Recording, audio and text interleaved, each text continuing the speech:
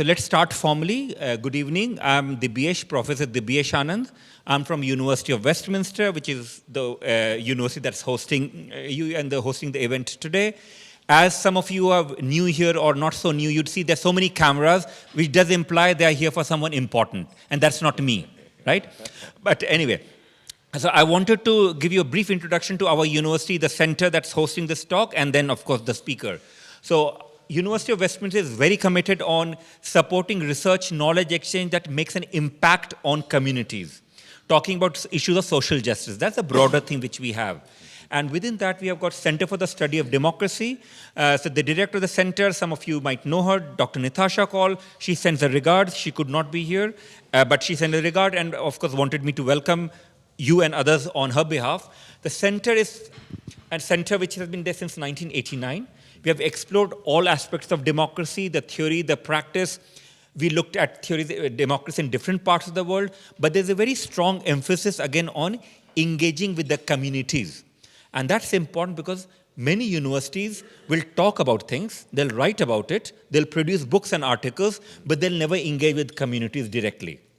So an example would be that, let's say, I work on Tibet, I write on Tibetan culture, but when it comes to contemporary challenges that contemporary Tibetans face today, I'll keep quiet because somehow it's political. We are not that.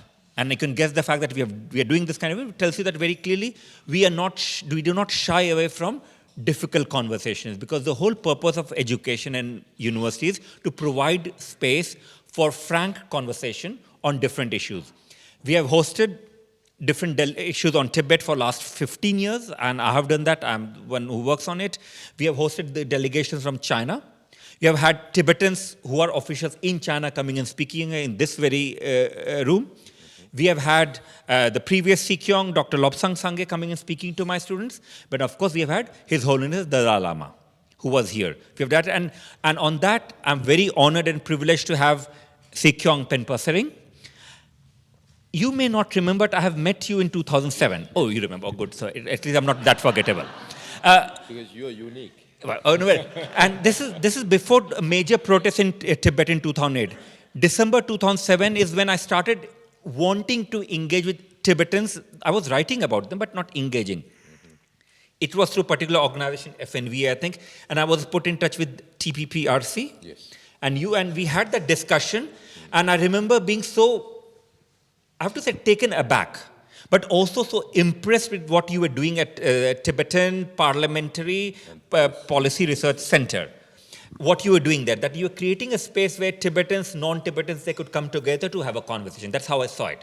Right? Then we have not met since then, but I do know that you did that work. So Sikyong, for those of you who don't know, is the political leader. So I was explaining to everyone that he's not the Dalai Lama. I'm sorry, no reason, but he's not the Dalai Lama, but he is the political leader, and given that Dalai Lama has retired as political leader, he's a symbol of the nation, he's the most important figure, we all know it, he's the spirit and everything of Tibetan nation, but the political leader is Sikyong, the political leader. So Penpa Tsering, he since 2001 was leading TPPRC, that center.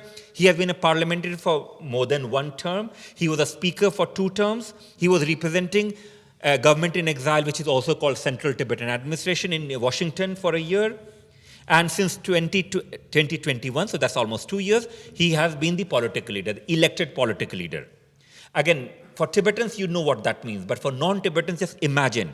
You have got Tibet and Tibetans facing colonization, occupied country. But you have got a small but a very dynamic and thriving and politically active diaspora that has a full-fledged democracy.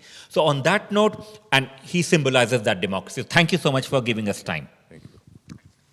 I asked him to speak for first 10 minutes, and then I have a few questions for him, and we'll have time for audience question and answer. Can I make a request all of you to make sure that your phone is on silent and no odd kind of rings? But that's it. Thank you. Thank you. Thank you so much, Professor Dibyesh Anand. The first subject you have kept is very wide. You have human rights in there, you have China, Tibet, a whole lot of things, including democracy, which is the important component of the discussion tonight. So the first 10 minutes, I'll focus on democracy Then when we have the interaction sessions, then we can continue, talk about human rights, we can talk about China, Tibet. Whatever I know, I'll try my best to respond to your queries and questions. Tibetan democracy, I think, can be traced back to His Holiness thinking. So when Tibet was invaded by China in 1950, Chamdo in 1950, October 1950, then we were forced to sign this 17-point agreement in 1951. And that's the only agreement that we have with People's Republic of China. And His Holiness tried to live under those provisions of the agreement for 8 long years. That's from 51 to 59. And within that period, His Holiness traveled to China in 1954-55, and he met with Mao and Zhou Enlai and all other communist leaders those days. And he saw how communist government functioned. Even though everything looked very orderly, people had no freedom to speak. Then His Holiness was in India in 1956-57, and then he visited the Indian Parliament. Even though it did seem quite chaotic, people had the freedom to speak. And that was what got His Holiness' attention. And when we came into exile in 1959, His Holiness landed on Indian soil on March 31st, 1959. And not even 1 year after coming into exile, on 3rd February 1960, even though we were going through very difficult times, my parents, the younger generations of Tibetans who are here, some of it could be grandparents for some of them, we were not used to Indian climate, we were not used to Indian diet, and many people died because of that. Later we were put up in the foothills of Himalayas because we had no skill whatsoever. The only thing we could do was hard labor. And our people were involved in road construction. Now, if you go to northern India, particularly in Himachal and other states in northern India, many of those roads were built by Tibetans those days. But even under those very difficult circumstances, His Holiness said that we should have representative government. And 7 months after that, we had the first parliament, even though the election at that time could not be held as we do today, but there was a semblance of representative.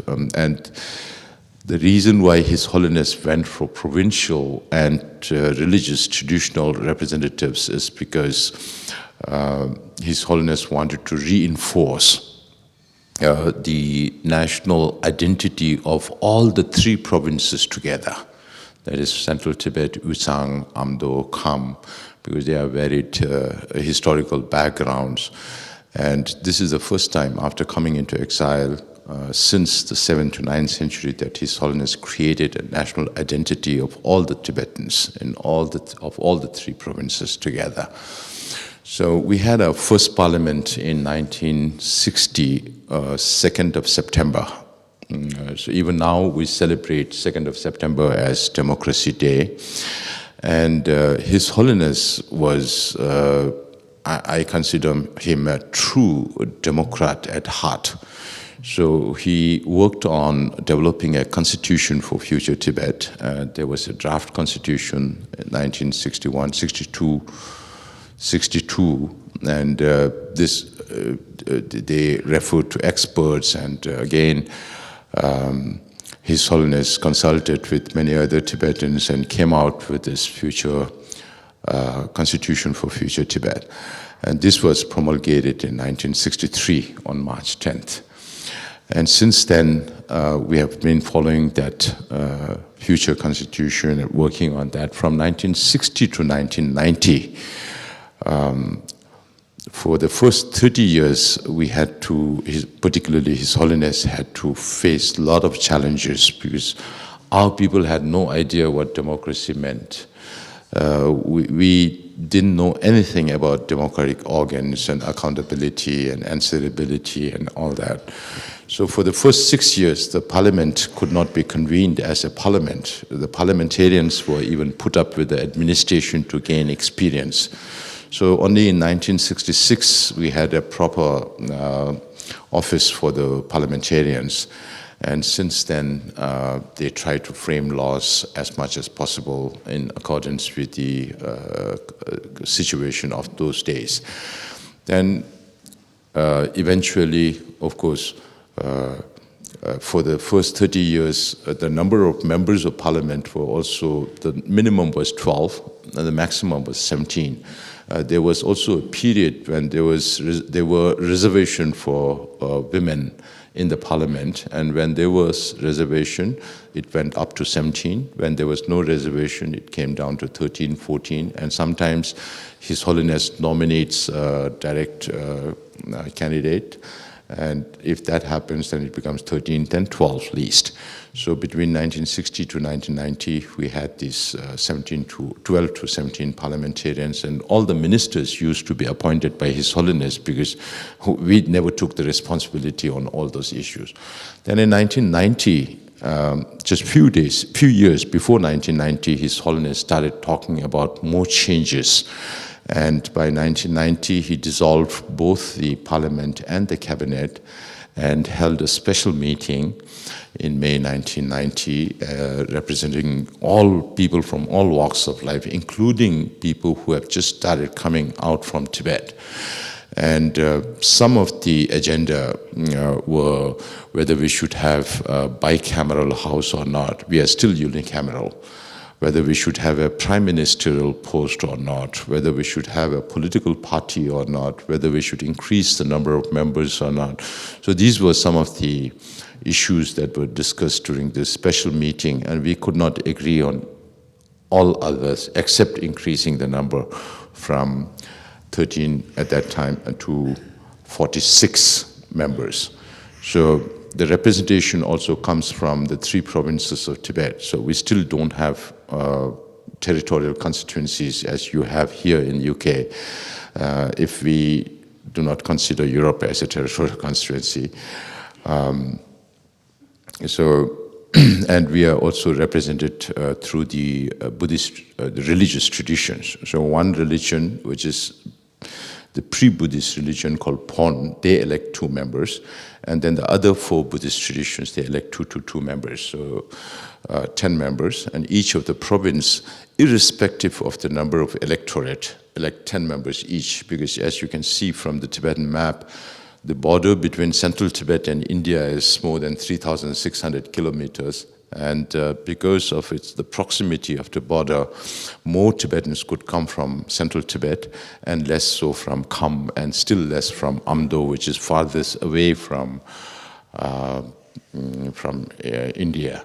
And if you look at the composition of the provincial people in exile now, about 69 to 70% are from central Tibet, 22 to 25% are from Kham, and maybe 5 to 7 from Amdo. But irrespective of those numbers, everybody elects 10 members. So I think Deshan and you did a program also on the representation part.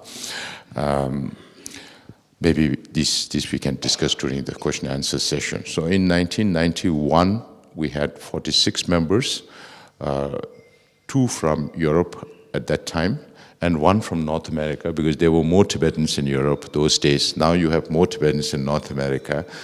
And His Holiness used to nominate 3 members from fields of expertise, and whether it's education or other areas.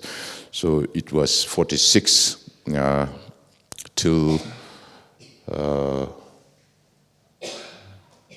then in 2001, His Holiness actually wanted the parliament to be responsible to appoint the ministers in 1991. But we couldn't do that. In the charter that we adopted in 1991 and 1992, then the parliament became a meaningful legislative body. Then the parliament adopted what we practice now, the charter. We call it the charter, we don't call it constitution, because we still live in India, and India has a constitution, so there can't be 2 constitutions in one country. So we call it the charter. Now, based on this charter, we govern the Tibetans in exile. Then in 2001, His Holiness again suggested, and just before that, by that time I was already in the parliament. I joined the parliament in 1996 till 2016. And in 2001, then His Holiness suggested we have to, I will not live forever, and things will have to change. First he suggested amendment, we changed that, and then again he said, now why don't we do it on a larger scale? Why can't we have direct election of the political leader within the Tibetan community? So we had the first election of the Kalen Tiber at that time. It was not known as Sikyong. Kalen Tiber is the head of the cabinet, or the throne holder of the cabinet. So Professor Samdong Rinpoche was elected. Professor Samdong Rinpoche was speaker before that for 10 years in the parliament, and he guided us through democratic principles in the parliament and procedures. And we consider ourselves as grandson of Westminster democracy, India being the son and we being the grandson. And again, 10 years after that, His Holiness decided that we should have more changes, so we had direct election. Then 10 years after that, His Holiness said, now, by that time we could sense, I was already speaker from 2008, and His Holiness asked us to accompany him during the foreign tours so that there is some sense of recognition for the elected leadership. And I accompanied His Holiness to Switzerland, to the United States. That was a means for His Holiness to introduce the political leaders to the general public and to the international community. In 2011, I was the speaker when the whole devolution process took place. And we managed to do it in a short time. And just after that, we visited the United States. I hope you will, some of the Tibetans might remember, His Holiness was holding me on with his right hand, and left hand was Lobsang Sengye, who was just elected as Kalen Tiber at that time. And His Holiness said, today I brought 2 new people. And the Speaker of the House of Representatives was John Boehner, and there was the former Speaker Pelosi, and chairs of 5 important committees. So it was a powerful group that met with His Holiness, and I was sitting on His Holiness' right. And morning, His Holiness said, if there are questions about political issues, you answer. If there are questions about democracy, you answer. So that fell on me. One of the lady chair asked, how did you go through these changes so peacefully and in so short a time? And then I was responding to her saying that you see it that way, but me being the Speaker of the House and then the Parliament, we were sandwiched between the aspiration of the Tibetan people who insist that His Holiness should not devolve his powers or responsibilities, and then you have His Holiness on the other side, very strong and determined, willing to take decisions even against people's aspirations, because that is what he feels is good for the Tibetan people. And then when I was saying this, His Holiness held my hand and then said, sometimes very stubborn Dalai Lama. So a leader who's willing to take the society forward, even if people are not willing at that time, because people are diffident. His Holiness had been taking all the responsibilities. So since then, Lobsang got elected. He was Sikyong, first Kalen Tiber, then we changed the name to Sikyong when I was the speaker. I was speaker till 2016. And Lobsang served as Sikyong for 10 years, and since 2021, now I have been serving it. We are only 130,000 Tibetans in exile, about 72,000 in India, about 10,000 in Nepal, and 1,500 in Bhutan, and the rest, 50,000 spread all across the world in more than 25 different countries.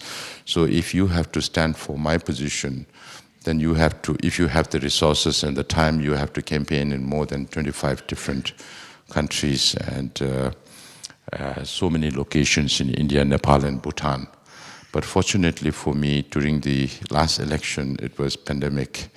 period, and I didn't go out of my house. So I campaigned online from my house while building a small house for myself. I was working and also campaigning. And that proved to be a success. And today I'm the Sikyong, and my responsibilities towards my people. So I make it a point during my last 2 years, I traveled all across India now, except for 4 or 5 settlements in India, which I'll be covering after my return from here. I'm going straight to Simla, so I've not covered some places in Himachal Pradesh. Otherwise, I covered all the Tibetan settlements, not just go there and speak to the public and come back, but visit every single camp, every single institution, and also make an assessment of the needs of the community. So now we have a supermarket of needs in Dharamsala, which we need to now deliver in this year, the coming 2 years. So this is where we are. We are the only partyless democracy in the world. We have no political parties, even now.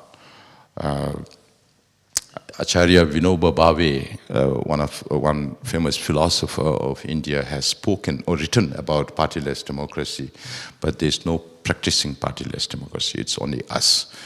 So we don't have territorial constituencies. So when you don't have parties, you don't have ruling party and opposition party also. So when I asked one of my friends who came from Switzerland representing Europe, I asked him, how's your feeling? He says, in the West, any issue before it comes to the parliament, it's debated, you have expert committees and all that. But in Dharamsala, we don't have that. So every single person is like a political party. Unless you surrender your own conscience to somebody else, you have a full right to decide on your own based on issues that come up in the parliament from time to time. So that is how we function. Maybe I took more than 10 minutes, so I'll stop here. During the interactive session, we can take more questions. Thank you very much. Thank you so much. Very important points you made. So to summarize, again, I'm looking at people who are not very familiar. You reminded us of how, of course, the uniqueness of the democracy first. It's a very unique experimentation because it's not directly connected to a territory that exists, right? And I'll come to Tibet soon. That's one. The second part you raised is also important of where people think, oh, each person should have one vote, which people have, but also the representation about how many you are and what it represents. But what you're reminding us is that in Tibetan democratic context, it is about creating a nation in exile. That's how, if you look at since 1960, His Holiness was very clear that the priority are Tibetan people and representing them. So even people from Amdo who would be smaller in numbers, Kham much smaller or slightly bigger, the idea is to treat all of them equally, even though some from central Tibet might feel it's unfair because they are more in number, they don't get the seats, right? But it was very clear that democracy was a tool to bring the nation together, and which is very rare. And third thing you pointed out, of course, is which is again unique, is here the democracy was pushed by the leader, because most people who know, most Tibetans and people not Tibetan but know Tibet know that if His Holiness didn't do it and didn't want it, it would not have happened. So in a way, it was forced upon people, right? That's the third thing to remember, that the centrality of His Holiness. But the challenge that you all faced in the last 10 years were where, while he's the center, he also doesn't want to be the center, and he wants you all to be the center, where everyone doesn't, well, they might not want you to be the center, right? So that's the tension in democracy, which you have managed so well. You reminded us of the importance of non-violence here. And just imagine elections in US. I mean, how horrible the election system is in US. They can't get anything right in any state. And in this case, you have to run election in exile, in countries, including Bhutan, where you might not be allowed to do it, or in Nepal, where the ballot boxes might be taken away. And that's what happens. In Indian context, you know, think India, imagine how big India is and where the settlements are, right? So you have that experimentation. So I would start by reminding everyone that it is a democracy that everyone should study as an example of how to run. Doesn't mean it might be all perfect, but it's very much there. Now, in that context, where do Tibetans in Tibet come? So I understand that in exile you have a democracy and you're representing the people. But if someone says, but how do you represent Tibetans in Tibet, who are more than 5.8 million, so you're very small. So what is your claim for representing them? Now, According to the latest Chinese demographic survey, the Tibetan population is a little more than 7 million inside Tibet, and they have no freedom at all. Tibet is almost locked down. Nobody can go in, nobody can go out. Only about a few weeks ago, we hear rumors that the government might start issuing passports back to the people, because all the passports are confiscated by the government, so there's no scope for people to travel, and you are not allowed to come in to Tibet. So that affects our communication also. Information gathering from inside Tibet has become much more difficult. But the overall situation inside Tibet in terms of politics, of course, there's no space, political space to do anything. And any activity, political activity of one person is linked to the welfare of their kins and friends and families, because you know that 157 Tibetans have, according to our CTA's data, some say 158, some say 159, but according to Central Tibetan Administration's database, it's 157 Tibetans. 157 Tibetans have self-immolated so far, hoping against hope that the Chinese government will pay some attention to their plight, or hoping against hope that the international community will come to their rescue, but to no avail so far. But I keep reminding our people that their efforts will not go in vain. It will be cumulative effort of all of us, past and present and future, that will bring result to the Sino-Tibet conflict. So politically, it's like a gridlock system where you can't do anything. Chinese government uses, because you know Chinese government spend more money on internal security than external security. Maybe China is the only government who does that. So everything they invest in artificial intelligence, whether it's electronic identification, where they watch your movement, including geolocation.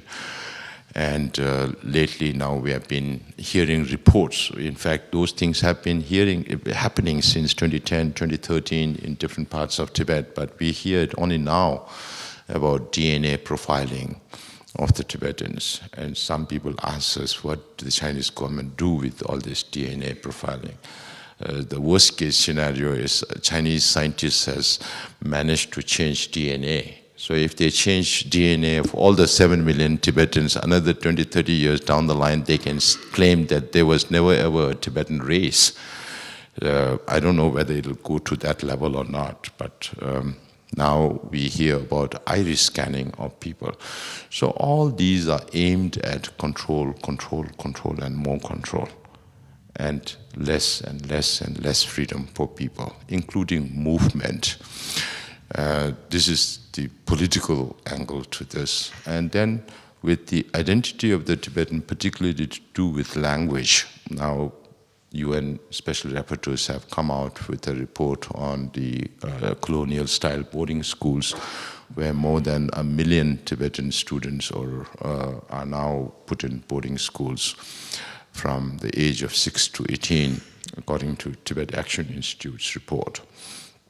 And then we did some study between the age of 3 to 6, and we found that over the last few years, it used to be several thousand. Now it has gone beyond 150,000 children in boarding schools.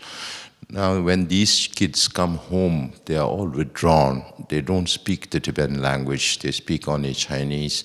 That is what they are taught there, because the medium of instruction is Mandarin. That is what Xi Jinping is hoping, that China will have only one language. One nation, one language, one culture, and sometimes I even say one religion, because every religion, China gives a red brush, brush it with communism. And now, even if you know Tibetan, it's very difficult to have a livelihood, because all the official languages are in Chinese. So even if you study Tibetan, it becomes a huge problem to survive, because the stomach is also important. Then on religious matters, which is the core of Tibetan identity, from pre-independence Tibet to now, the number of monks and nuns have come down drastically, where we used to have several thousand monks, now it's few hundred. When monks and in independent Tibet, they could move any part of Tibet to preach and learn and all that. Now you need multi-layer permits to travel. It's not easy. And then the management of the monastic institutions have been taken over by multi-agencies, including intelligence and United Work Front. CCTV surveillance is there in most of the, what they call as sensitive monasteries, where political activities have taken place earlier. The communist leaders also want to be responsible to decide the curriculum for the monastic education. And now they have just recently, just before I came here, there were reports about China amending the 2005 law on religious areas. So now this has become more and more stringent. The new law also emphasizes these monastic institutions to become propaganda tools for the Chinese Communist government. We have heard about patriotic re-education and all that many times. And China is not bothered about the living 14th Dalai Lama. They are more worried about the yet to come 15th Dalai Lama. And they already passed a law in 2007 called the Order Number 5, where the state wants to be responsible to recognize the reincarnated lamas, as we say, and what they say as living Buddhas. So that is aimed at politicizing His Holiness reincarnation. So my message to the Chinese government is, have you not learned enough from the Panchen Rinpoche's case? Last year I was speaking at National Endowment for Democracy in the United States, and I made a remark saying I think the Chinese government made a strategic mistake in 1995 by not recognizing the same boy that His Holiness recognized as the 11th Panchen Lama. If they had done that, then the real Panchen Lama would still be in their hand, and Tibetans cannot say this is fake Panchen Lama. So today, the real Panchen Lama, we still don't know whether he's alive or not. Yesterday was his 34th birth anniversary. Today, the Tibetan community in UK are celebrating his birthday.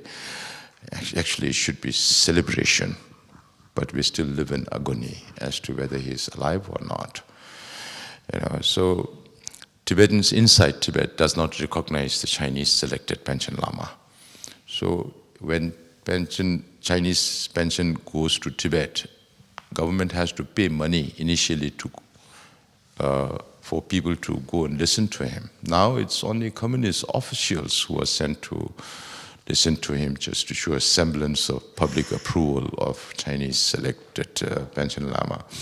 So my message to the Chinese government is, when a time comes for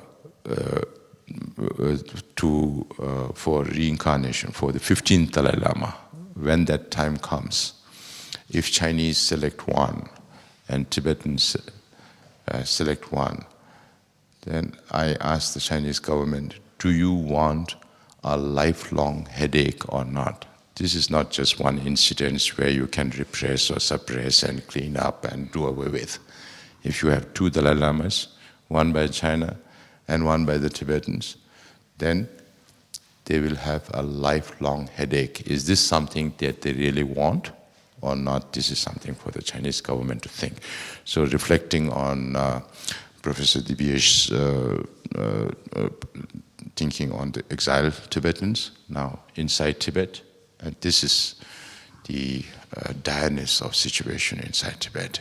And of course, there are more important issues like the environmental issues that does not concern only the Tibetans, but the whole region. maybe we can cover that later. Okay, thank you again. For those who don't know, Panchen Lama would be the second highest religious figure in Tibetan world after the Dalai Lama. So the young boy who was recognized by His Holiness was then detained, abducted, and would be the world's youngest political prisoner, and by now the world's possibly the oldest, not oldest, I mean the longest serving political prisoner. We still don't know where he is, right? Dead, alive, we would not know. And I'll give you my experience. So once I was in Tibet, this is a decade ago when I was allowed, the Chinese appointed Panchen Lama was going to come there.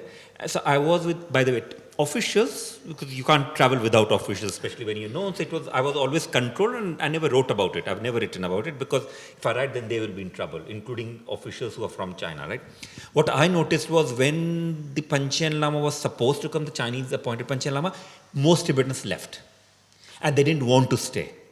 So the key thing is, you can't ever imagine that with not only His Holiness the Dalai Lama, you can't imagine with any Tibetan Lama that Tibetans will not actually go out of the way to meet, but will try to avoid.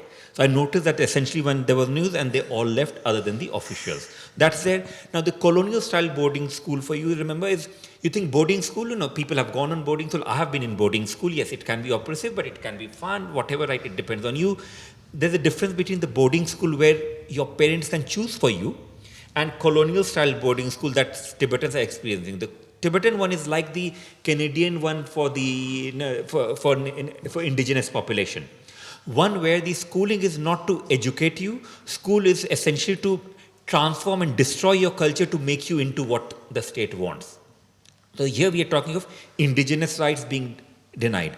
Now, of course, one could say Canadians did it, others did it, so what? The point is, in that case, there's a recognition, there can be challenge. In China's case, it's very difficult to challenge within China. And one final thing, a comment on what Sikyong was saying, when you're saying the DNA thing, right? I mean, can you really imagine that Chinese scientists will do it, which is play with the DNA of Tibetan and do something? It sounds ridiculous, right? The point is, let's say if they do develop technology, and they can, all kinds of technology. Now the thing is, what measures are in place that will stop them from doing it? Right? So they can have technology, but unlike in many democratic countries, where there'll be some checks and balances, there will be ethical scrutiny, there will be questioning. In case of China, not only consent, the system doesn't allow any questioning.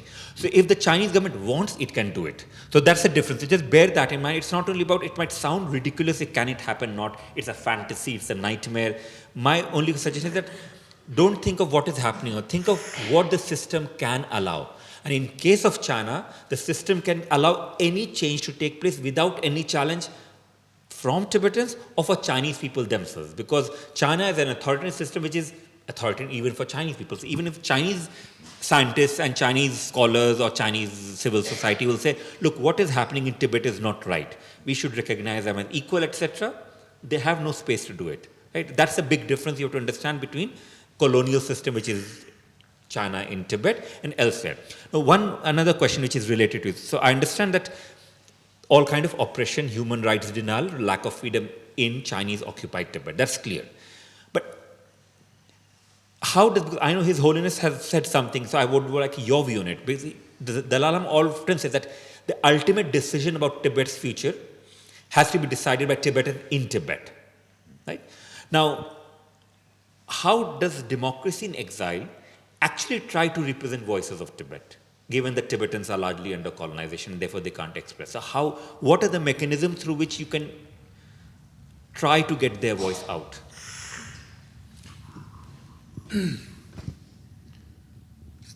It has become more difficult now.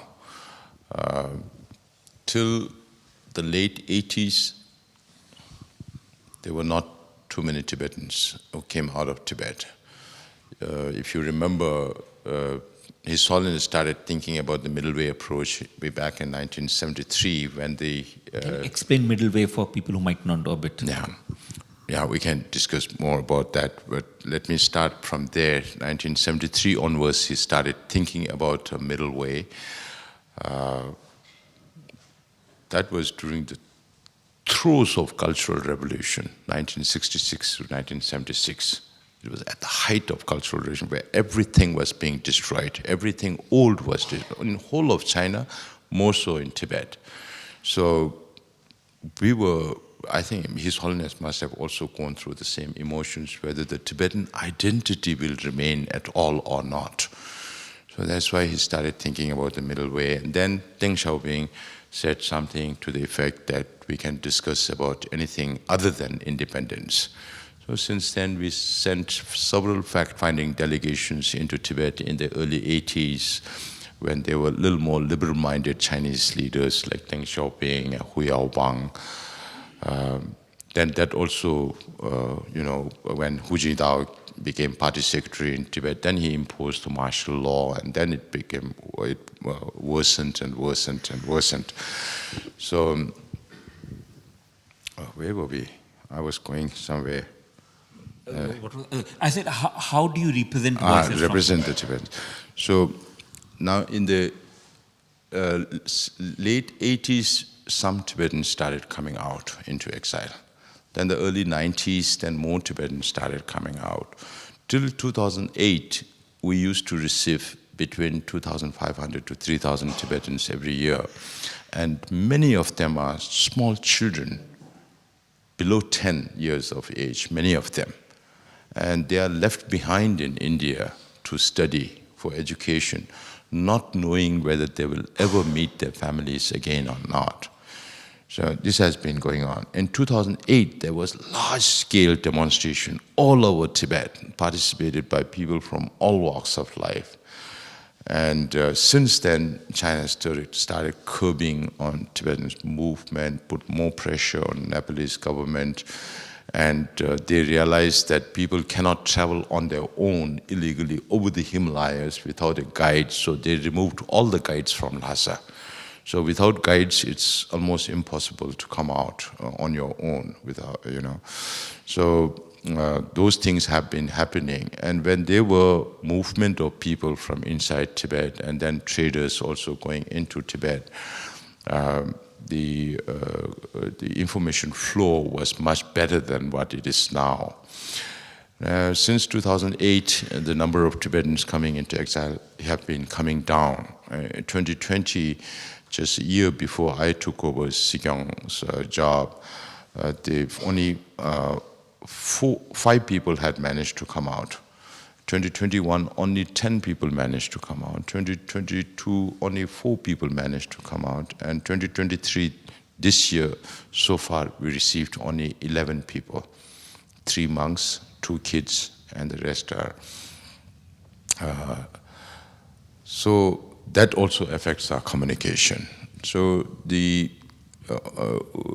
WeChat, which is the main application used by Tibetans, because they can't use any other apps in Tibet or China unless you know how to use VPN or allowed to use VPN for some sectors. Only a few people who are allowed to do that. You have no access to information. So Indian government also, because of the border war with China, they have banned WeChat. US, because of the trade war, they have banned WeChat. So the forms of communication becomes narrower and narrower. But despite all that, we still try to find both conventional and modern technology, use of modern technology to gather as much information as possible from inside Tibet. So as we discussed about the 90s and all that, there were Tibetans coming out and we could consult with them and we could get their views, their understanding. Right now it has become more difficult, but then radios also play an important role, like the Voice of Tibet from Norway, Radio Free Asia, Voice of America from the United States. But there are a lot of jamming by the Chinese government. Then social media is definitely, now Tibetans are also becoming more innovative in circumventing the firewalls, and then they also learned how to send messages attached behind WeChat. So those communications still continue, but it's not as much as we would have liked to know about inside Tibet. But we definitely keep their sentiments, their sensitivities in mind when we reach out to the international community. Yeah, in fact, I have a question which will come to middle way. So, right now, of course, Tibetans are occupied by China, and of course you fled, and late 1950s, the revolt was for independence against China. You came out.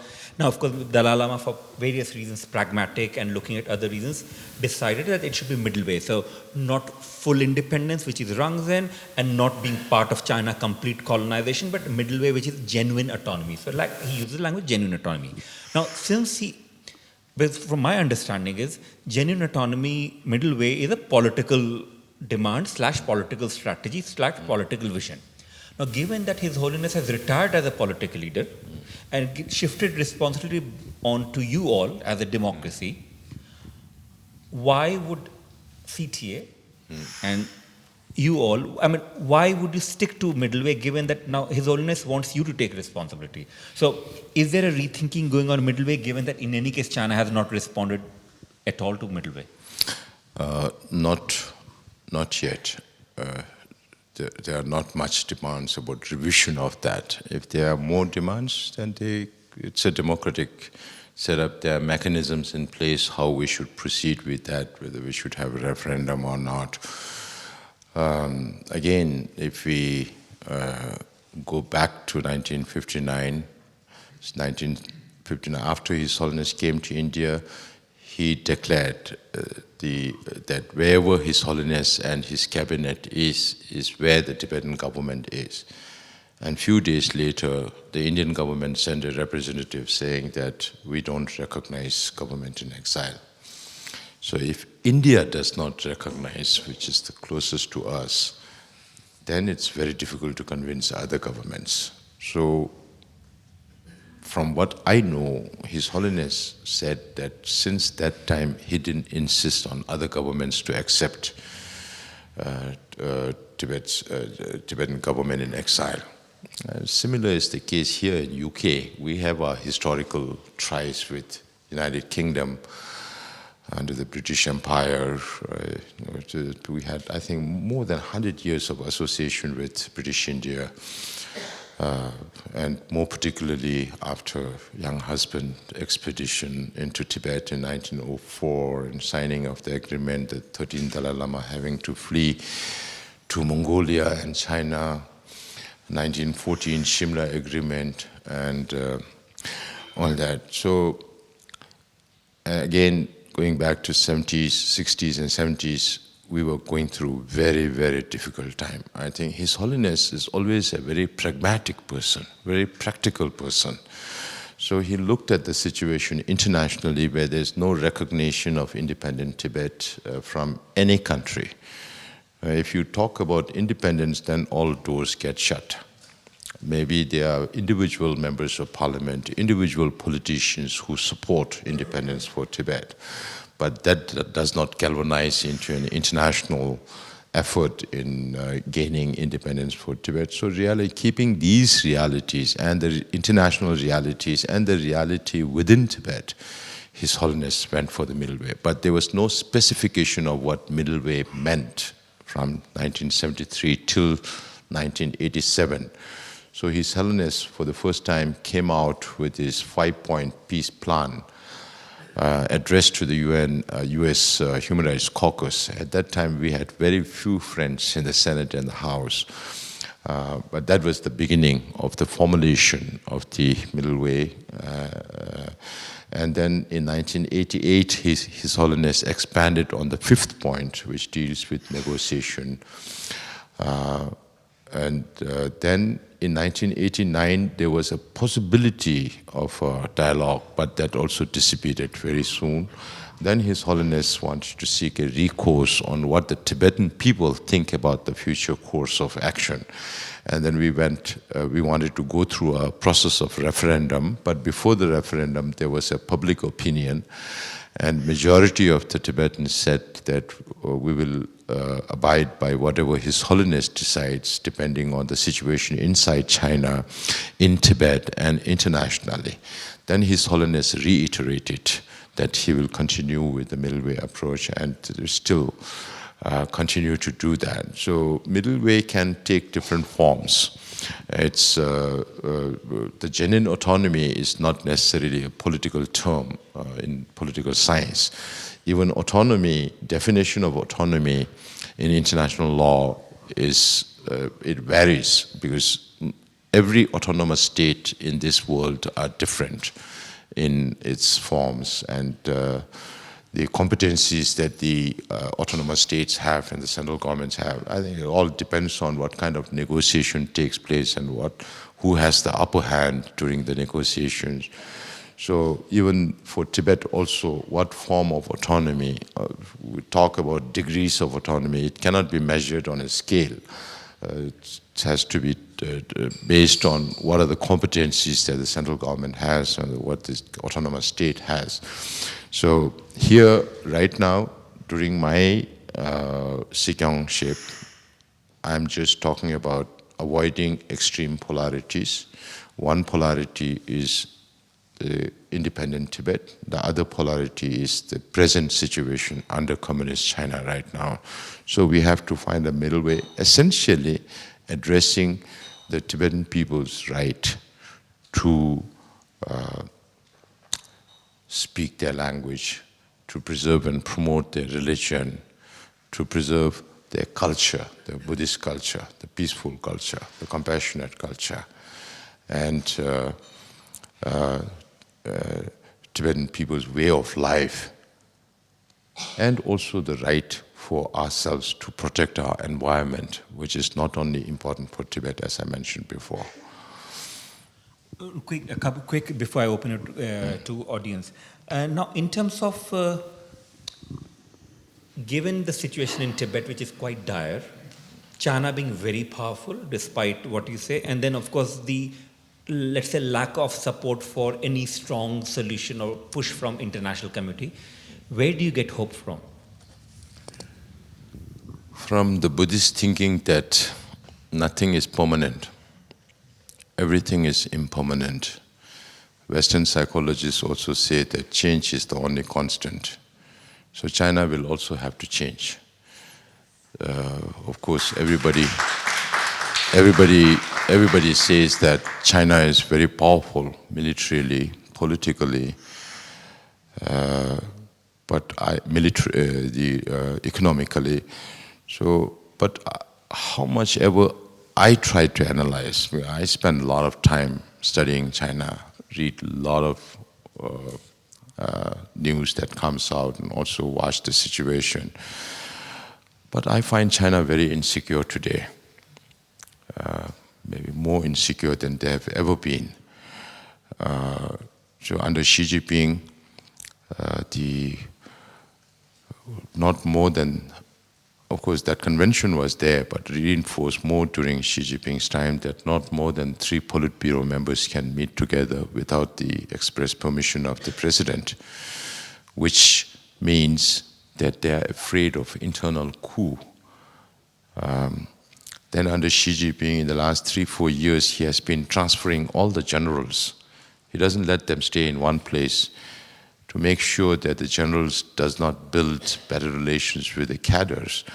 And military coup is also ruled out. Then we talked about China spending more money on internal security than external security, which itself manifests a deep distrust between the rulers and the ruled. And then what do you think China keeps all these flashpoints burning, whether it's on border issue with India, unprovoked belligerence, and then with Senkaku or Spratlys, with Japan, Taiwan, and in the whole of South China Sea. Everybody has a problem with China. So who's to blame when everybody has a problem with China? So China is not, and the only power they lack is the moral power. Nobody trusts them. Even now, nobody trusts them. But then, now some business people are thinking it's opportunity for them. So everybody is now rushing to China. And when I speak to governments, I tell them, you have to watch those steps where you get the whole international community is getting this feeling that the Western power is ebbing, their influence is ebbing, and China's influence is growing. And we are making that happen. We made China what it is today. I tell the Americans, I tell the Europeans, I tell the Japanese, I tell the Taiwanese also, we are all to be blamed for creating this monster. what it is today. So when I go to Europe, I tell them we need more transatlantic cooperation, not competition when it comes to China. And we also tell them, please don't look at us as victims of, only from the perspective of victims of communism. If you can look at us from the point of a partner, that is because if you want to bring positive changes inside China in future, you need both internal and external forces. And we are the internal forces, the Tibetans, the Uyghurs, the Mongols, Manchus. Now, Manchu is almost gone. There's hardly anybody who speaks Manchukuo language in Manchuria. And the Hong Kongers, and even Taiwanese. You know, we are the internal forces. So with both the forces coming together, there will be better chances to change China. And we all have to make that effort. And we also, even with the British Foreign Secretary's statement yesterday, I'm not against completely isolating China. It cannot happen. We live in an interdependent world. But then the UK government also has to be very, very careful and very, very strategic in how they approach on which issue and what, with whom, how effective, looking at all the consequences. Otherwise, another 5-10 years down the line, you will still be repenting. And I remember many years back when David Cameron was to go to China, Chinese wolf warriors were saying, oh, UK used to be a big empire. Now it's a small country, no influence. I think that's how they treat you. They don't treat you equal. But when it comes to the United States, they always say, oh, United States doesn't treat us equal. But is China treating Japan equal? Is China treating India equal, which are the two powerhouses in Asia? You know, so they want to be on top, and they want to be leader of everything. They want to be number one of everything. Thank you so much. We have time for a few questions. Who would like to raise? Now I realize we need a microphone. Could you help out? No, sorry, we didn't arrange for someone to help out. So I have to ask a student of mine and my good friend. So we'll take it. Okay, so we can see 1, 2, 3, 4, and the first one was there. So first there, please. Yeah. And if you could keep your question brief. If you want to introduce yourself, do it. If not, that's also fine. So. Good evening. I am Poonam Pandey. I am an Indian journalist based in New Delhi. I cover defense basically for my newspaper called Now Bharat Times. So my question is in two parts. We have seen China aggression in last 3 years all across LAC. Nor in Arunachal, but we have seen it in eastern Ladakh and in central sector, if we say it opposite Himachal. So do you think our present Indian government is able to take on China, or they will support you for free Tibet? And my second part of the question is, you also mentioned that China is imposing their language over Tibetan language. We generally keep these, getting these intelligence report that China is trying to influence that area. We called it Tibet military region, as we write it. They are trying to impose their language, and they make compulsory their language for the primary school there, and they are forcefully recruiting Tibetan youth in the PLA. So is it the case, and how you are fighting for your identity? Thank you. Now, when we speak with Indian politicians. Oh, okay, let's take it. Okay, if it's related, then it's fine. Please. Okay. Wait, please. Microphone. My name is Shoaib Khan from Times of India. So my question is, like, since we have seen that the tension between India and China is all-time high, we would say. We have seen violence in Galwan Valley recently, I mean, last year. So in the light of that, how do you see the future of Tibetan movement in India? Why? Because we have seen that India has become a kind of, sensibilities, Indians become more sensible towards, like, Chinese occupation on Tibet. So will you be getting more freedom in India to raise your protests and demonstrations? Will you be getting more freedom in India to, like, build your momentum, of your movement? Thank you. Okay, thank you for that. Yeah.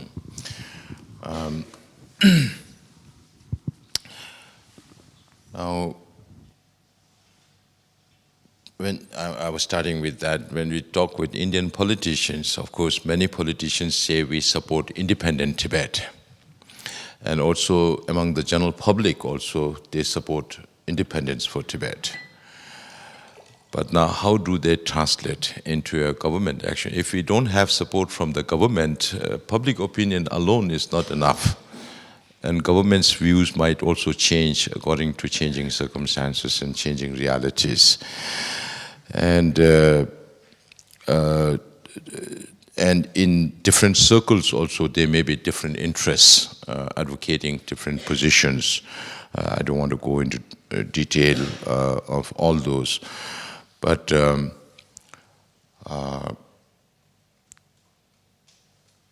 the aggression, the unprovoked belligerence in Ladakh, starting with Doklam and then Ladakh, and now in Tawang and all that.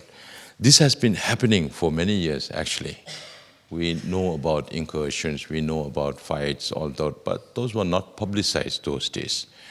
Now it's much more visible in the media. Maybe the media has become more active, or maybe the government thinks it's important to give the information to the media, so you cover it every single of the incident that happens now. So people are more aware of what is happening.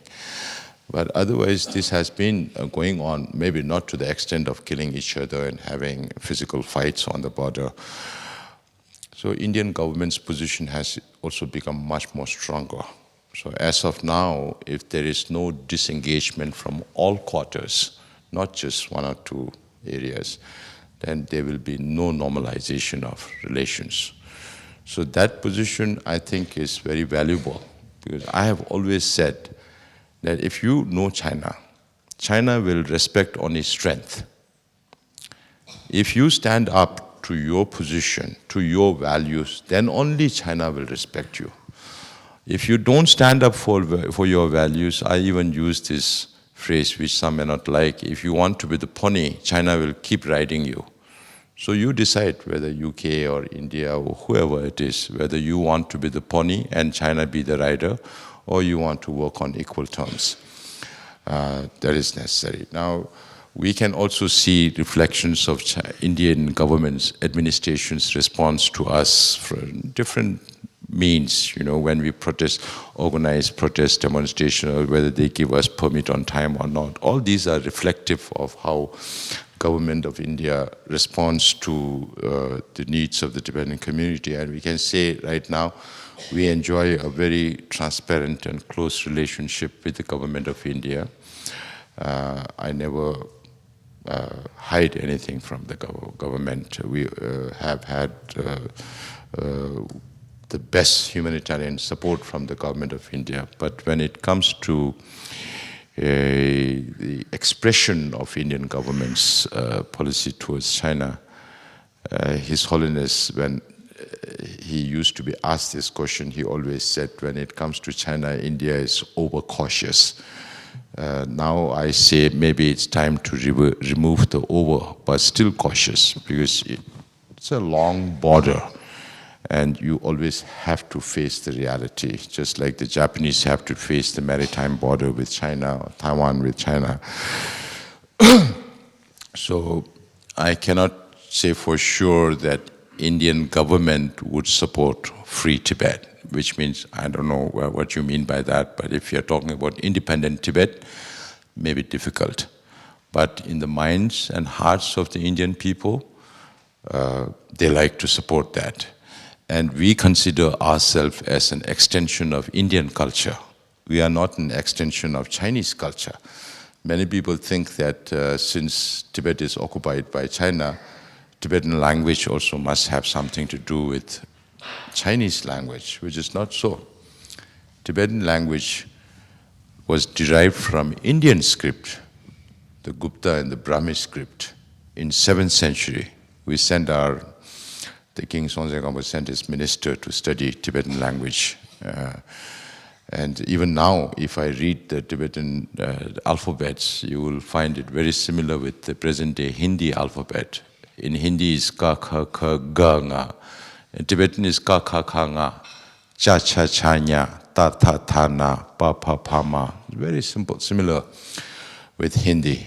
And Buddhism also came from India, not from China, even though Buddhism went to China before it reached, much before Buddhism came into Tibet. There were Chinese Buddhists also in Tibet in the 8th century. But there was a big debate. The Tibetan emperor held a big debate between the Indian masters and the Chinese masters.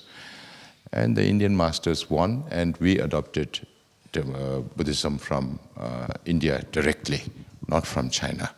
So all those connections, even though such simple, small information are not known to many people. So Chinese are now trying to say that Tibetan Buddhism also came from China. They are changing all narratives, including history, everything. So we have to be very careful when about China and what they say. In terms of I'm sure there will be a lot of space to galvanize the Tibetan movement, and there's a lot more sympathy.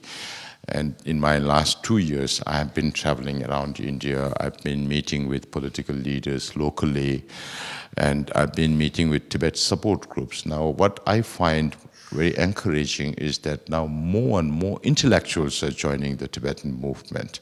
So you have more doctors, more lawyers, more engineers. So more educated people are joining the Tibet. I spoke at Jammu University. I also spoke at All India Tibet Support Group Conference. I was also in Calcutta speaking to a group there. So now I can sense that more responsible people are becoming more aware of the situation. And otherwise, in India, foreign affairs is not a big thing. Even Indian politicians are not very good in foreign affairs because everybody is too busy You're very polite in saying domestic. they're very busy. They're totally ignorant, but anyway. Yeah. They get If too busy with, so I'll try to keep it short. And I hope we covered that. Then in Tibet, talking about the youth in PLA, they have been recruiting Tibetans in the Chinese army, but I don't think they sent them to the Indian border earlier, some other borders. But I tell the Indians, do you think the Chinese government will trust the Tibetans on the border with guns and weapons? Tibetans might shoot the Chinese back instead of firing at the Indians. So the reason also for having all these boarding schools, I point that out to the Indians that this is going to change the dynamics. If all young Tibetans become Sinicized, become Chinese, traditionally we have a lot of respect for India, Aryavrat, the land of our Guru, and we as disciples. So that dynamism, if the young Tibetans are changed into Chinese, they won't have the same respect for India as we do. So all these are very symptomatic of the changing dynamism of relationships, people's sensitivities. So that is where we need to, and now I realize that Indian Army is also learning Tibetan. Indian Army is also learning Tibetan culture and all that. I just spoke to a group just before coming here. So a lot of new developments are happening, and I see a lot more positive signs from India where we could definitely galvanize the Tibetan movement more than what we did. And it's high time Indian military does it. So imagine 50, 60 years later. You're very polite and you have different view and my own view, but the level of ignorance around Tibet in India is so high amongst majority of people, including intellectuals and military officials, that you'd be shocked. But things are changing, you're right, things are changing maybe for better. That's the important part. One only comment I'll make, and it's a comment, it's a joke also, is I always find it interesting where a lot of Tibetans, including you and many Tibetans, talk of did culture of Buddhism come from India or from China, or where is it derived from? And for me, Tibetan culture is Tibetan. If anything, if you look at one Hindu god, an Indian god, Hindu god, Shiva, where does he come from? He's likely to be Tibetan. He was too wild, too interesting, to be a Brahminical kind of god, right? And that comes from Tibet. So I think Indians should be very grateful for Tibet for whatever they have done in the past also. But anyway, move on. If you could keep your answers if I may, I just add one sentence. The underlying policy of Indian government, which I find interesting, is that they've still kept Indo-Tibetan border force, Indo-Tibetan border police, not Indo-China border force or Indo-China border police. That itself underlines India's policy. Yeah, thanks. So we have got many more questions. We'll have to keep it brief. You, yes? Okay, my name is Adila Khan and I'm from Pakistan. My question may be a bit harsh, but you may have your differences with China. You may have your principal stance on yours, on your political stance. But don't you think that people around you, countries around you may be fueling your anger, maybe aggravating your stance towards China bit, like they did in the Ukraine and Russia war? Like they will be pressurizing you to go against China, go into war against China, and then when the time comes, they'll back off, and you will be there in the war field, and your people will be dying in the field. So don't you think that you have to manage your difference, you have to find the middle way? That's what we are doing. We are following the middle way. Now, this question relates more towards whether we are being used or not. Or are we using the others? So it goes both ways. So I always say there are two realities when it comes to Sino-Tibet conflict. One, if we have to resolve this peacefully, which we intend to do, we are committed to doing this in a non-violent way, then there's no other way than by talking to the Chinese leadership. If China does not break up like Soviet Union, then it would be a different thing. The second reality is that we have to reach out to the international community. And the Chinese government cannot take affront to all our efforts. That's our job to do it. But the reality is also that no nation will leave aside their national interests for the interests of the Tibetans. Only if it aligns with their own national interests and the Tibetan interests, then only it can come together. So everybody is looking at their own interests. We are also looking from our interests, but we also have to understand the situation that we are in and who do we work with, because we ourselves, as I said, we are only 130,000. And if it is not for the leadership of a personage like His Holiness the Dalai Lama, I don't know where we would be. It's 59, only 85,000 Tibetans. That time it must have been about 500, 600 million Indians. If Tibetans, 80,000 are distributed everywhere, today there won't be Tibetans speaking Tibetan. Tibetans would be speaking Punjabi, just like they speak Nepali. So in Karnataka, everybody will be speaking Kannada language, nothing to do with Tibetan. So we have been resilient in our approach. Even now, I say, we take one step at a time. With Chinese government, we have been taken for a ride for too long. So I never get overexcited just because there are some developments. It's important to be pragmatic. And we will be pragmatic. Don't worry. If you think, some people might say they might be using you, but then some people might think the Tibetans are using them. So it could be vice versa. Yeah. That's geopolitics for you. Thank you. First, you had a question. Yeah. Oh, did you have a question? Oh, sorry, I didn't see. Okay, go ahead. Yeah, fine. Yeah. Okay. But quick. Yeah. Hello, I'm Nasreen. I'm from Assam in Northeast India. So we understand Chinese aggression as well because we have faced it in Arunachal, which the term is South Tibet. And my question to you is, I have met many young Tibetans from Dharamshala who have also, many who have also moved to Northeast India because, there are some cultural similarities.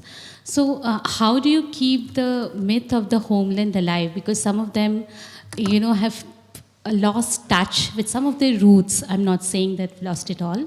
But how do you, do you struggle to tell them about the homeland that they have lost, and how do you ensure that there is enough emotion in the movement going? Now, one of the main generations change, right? Now, if you come to Dharamsala now, and in the Central Tibetan administration, you won't find the generation that came from Tibet. Now it's our generation, like we were born in India. So the next generation, they are sitting here, some of them. Now it's their responsibility to take up the mantle of Tibetan movement in future. So what we try to do in India, Nepal, in India, it's still okay. Maybe, we spread across some 45 different locations, both compact and scattered communities. So it's always an effort to keep up with that. We have a lot of challenges to face, dispersing compact communities and all that. But despite all that, I've come out with a vision paper. The 16th cabinet has come out with a vision paper just very recently on 10th April. And that outlines how we intend to work. And one of the focus areas is definitely the youth. So when I travel around India, I try to go to every school. Of course, we have to go to every school. We speak to the children. And when we travel around cities, then we have to meet with the Tibetans who are going to universities. And we also have programs where young Tibetans come to Dharamsala for school children, university-going students, to introduce them to the Central Tibetan administration. When I travel outside, I always make it a point. I tell the Tibetan community, okay, one meeting with the Tibetan community, but a separate meeting with the youth. So here in UK also, I'll be meeting them separately. So I provide them with all the basic information about Tibet. And if we are able to catch their fascination and imagination for Tibet, then they will get involved. Now, this cabinet also has come out with a new initiative called the Voluntary Tibet Advocacy Group. So more and more Tibetans are moving out, particularly the young ones. And this is definitely a challenge, but also an opportunity for us to operate in 25 different countries, because now we have Tibetans who have become citizens in those countries. They speak the language, they understand the system. Only thing they need to know a little more is about the situation inside Tibet. Then they can be the best lobbyists and advocates for Tibet. And that is where we are aiming at. It takes time for any change. It does definitely incubation time, but I'm sure we'll reach there. And we have many youngsters who are here also being very responsible. Some of these channels are Tibetan channels. They are doing on their own, no pay, nothing. It's all voluntary. And Tibetan associations also, all voluntary. Everybody is working without any pay. That is the level of spirit. The spirit of the Tibetans inside have never been broken, even after 63 years after we came into exile. And the younger generations of Tibetans here are also quite strong. But now we have to catch the young professionals. That is very important. And we have to discuss this more in the Tibetan community meeting this coming Saturday. Thank you. Yeah.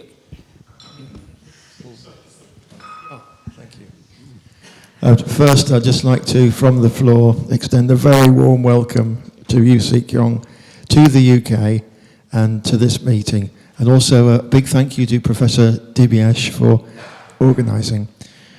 As we all know, the Chinese Communist Party will stop at nothing to silence the voice of Tibet. And also, it's doing its best to erase Tibetan culture.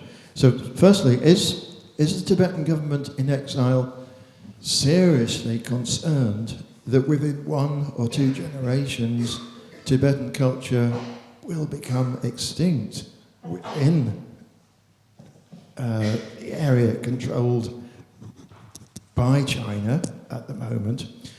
And secondly, there are many activists, pro-Tibet, anti-CCP activists in the UK and in other countries.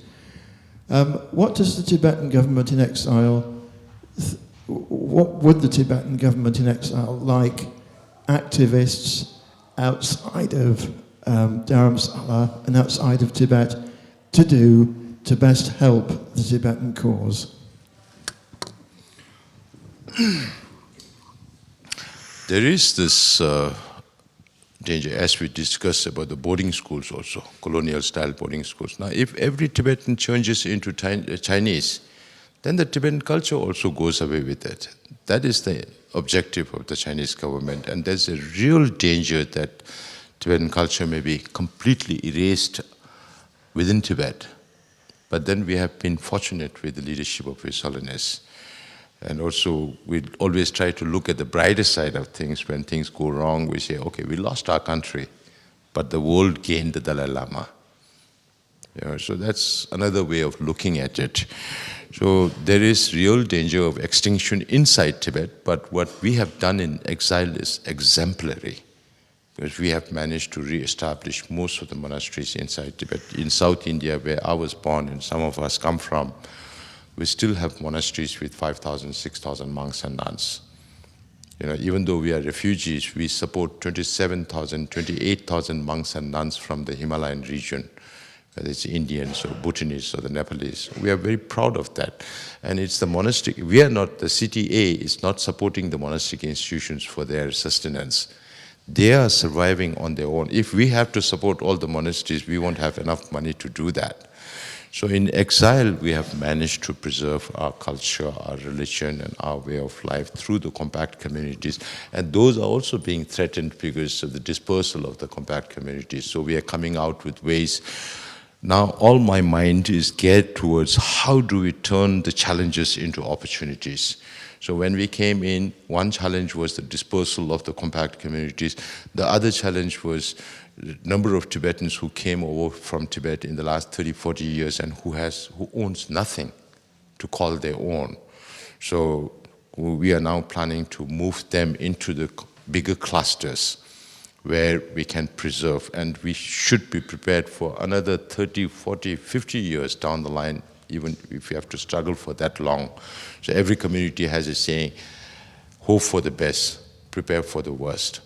We hope for the best, reach out to the Chinese government, see how we can resolve the Sino-Tibet conflict, but at the same time, we make sure that our movement survives another 30, 40, 50 years down the line. That is one of our jobs. So we reach out to the younger generation as much as possible. And I think this VTAG is a very good platform for every Tibetan to join that. And then of all the Tibet support groups can also work alongside that, alongside the VTAG groups. Now, this year, a few months from now, we'll be holding the International Youth Forum of Tibetans. And then we'll also have the International Tibet Support Group Conference, which will bring all the activists together. And then we'll chart our future course of action. But then cohesiveness and then pooling all our resources is very important, because resources are so limited. We have the representative Sonam here, Loche here, and we have only 3 staffers in the Office of Tibet here. And they are responsible for Iceland, UK, the whole of Scandinavia, Baltic countries, and Poland with 3 people. But we do manage. Thank you. Time for last quick questions. I know there was one and there was another, right? So we'll take 2 and that's it. So. Teshtile Sikyong, thank you so much for coming and speaking to us, and to you, Dibyesh, as well. I just wanted to build on what you discussed earlier about the Dalai Lama pioneering democracy in exiled Tibet. And I was thinking about the recent International Buddhist Summit held in Delhi, where global issues were explored through Buddhist perspectives. And I was wondering if you could see this having potential in the future to not create, but perhaps reimagine democratic systems across the world. Across the world. Could you end democratic systems. The International Buddhist Summit in Delhi a few days earlier. And that become democratic. So kind of building on how we use Buddhist perspectives to analyze or maybe work on global issues? If this is implemented more globally, could this have an impact on reimagining democratic systems? So to what extent Buddhism, I'm making it reframe, but to what extent Buddhism can make democratic systems across the world better? And the fact that there was the international summit recently shows that there's perhaps more of a kind of ear, perhaps, open, or kind of a more open view towards Buddhist perspectives. Okay, thank you. And one final, because we'll take it together. Yeah.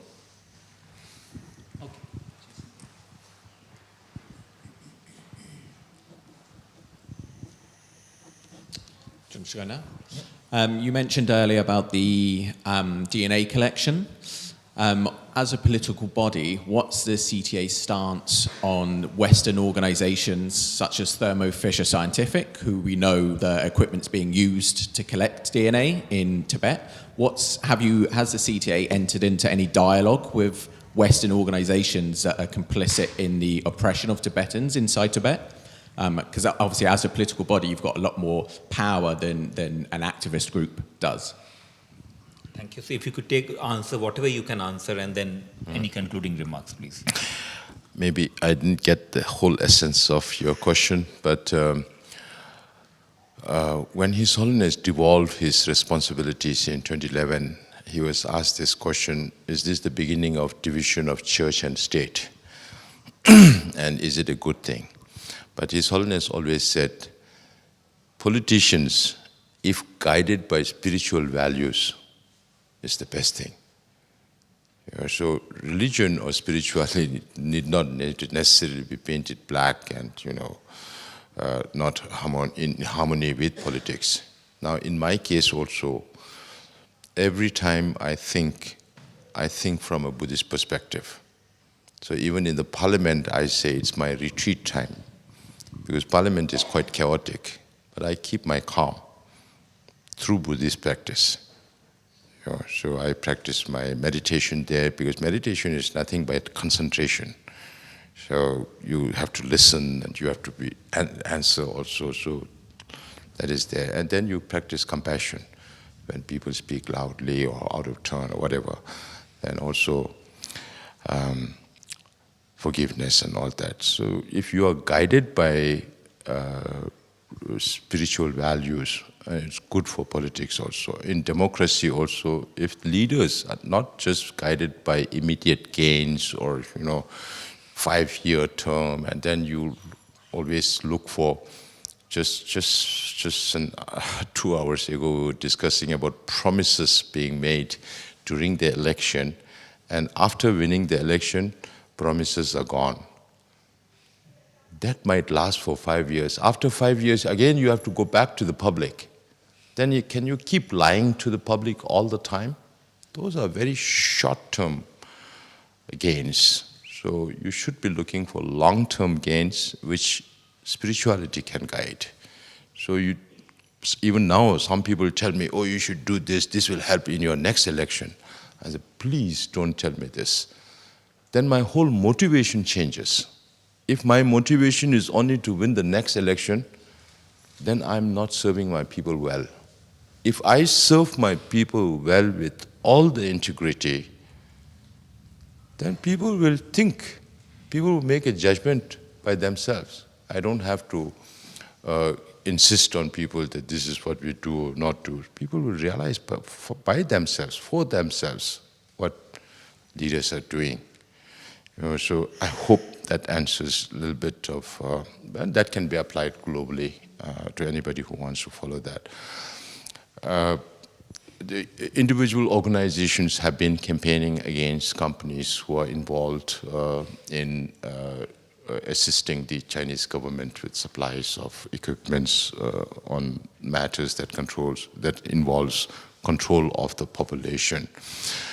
From the Central Tibetan Administration's side, we have not taken any overt steps to go and meet with the companies. Now, these things are becoming more known. These are becoming more visible. Earlier, we didn't know the Bombardier had this company there.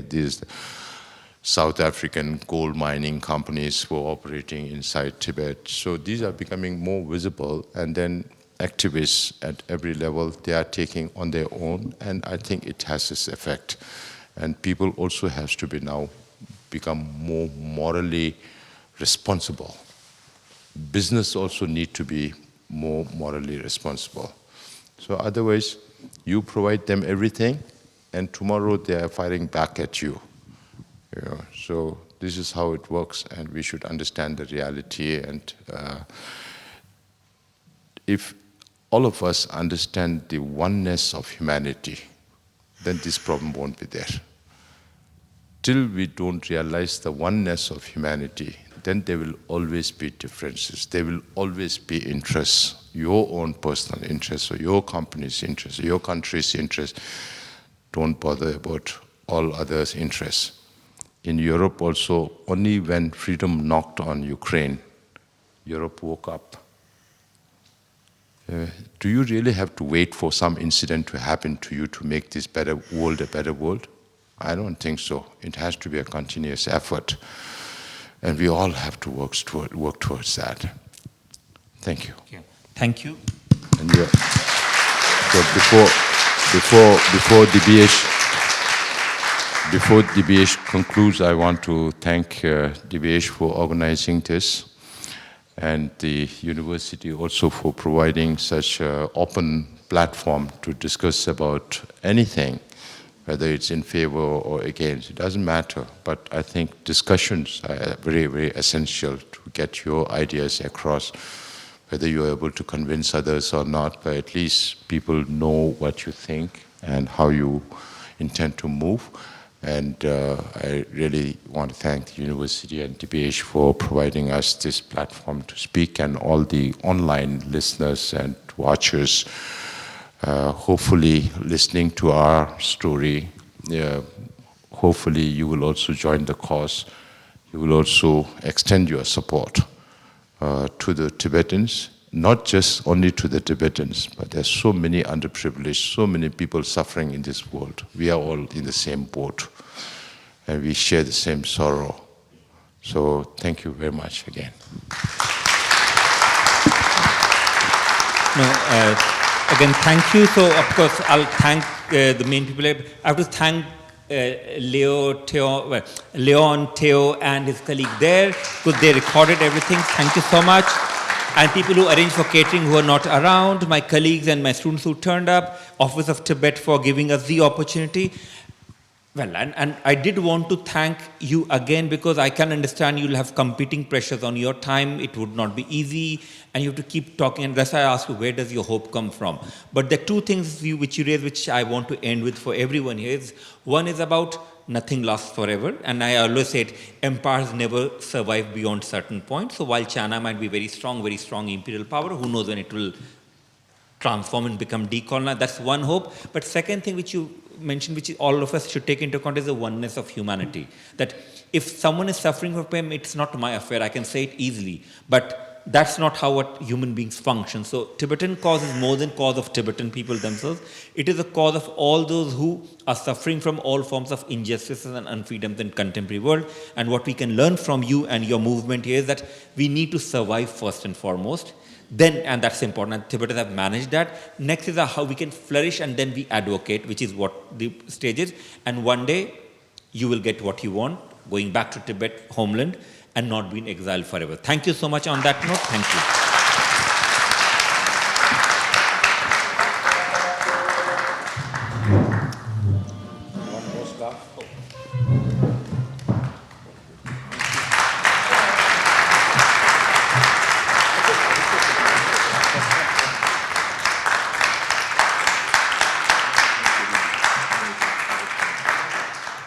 You can say hello to him, speak to him quickly, unless they have to run out.